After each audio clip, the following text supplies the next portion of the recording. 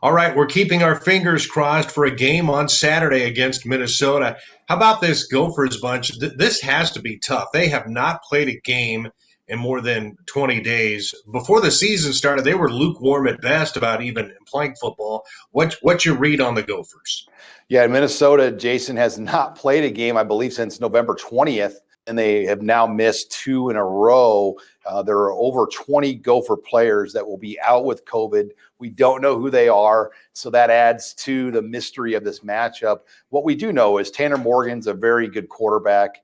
Led him to a lot of wins a year ago. Mo Ibrahim is a very good running back. He leads the Big Ten in rushing. So those are the things that really jump out about the Gophers, the quarterback and the running back.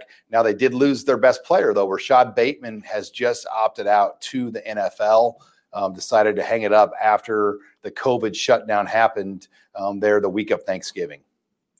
What's your take on this Husker team? There were some questions asked about this at the press conference about, maybe it's starting to turn. They certainly continue to play pretty hard. And, even there's been some setbacks this year. If they could find a way to finish this thing in the right way, it certainly would be a great step forward for this program.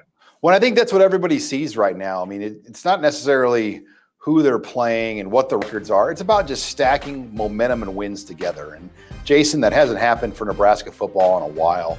I mean, they haven't won 3 games in a row in a season since 2016.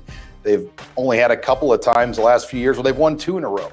And this would give them a chance to do that. So I think you got to start with baby steps, and getting 2 wins in a row would be huge. And they had that opportunity earlier in the year. They blew it against Illinois.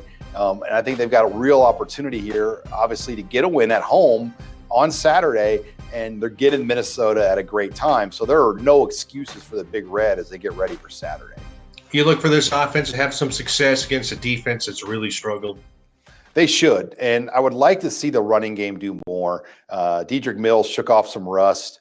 The quarterback runs weren't there as much last week either. I think Bob Diaco and Purdue had a good plan for that, so they shut that down. But they've got to be a little bit more balanced. Last week, they struggled to run consistently. You would like to see them over 200 rushing yards this week against Minnesota.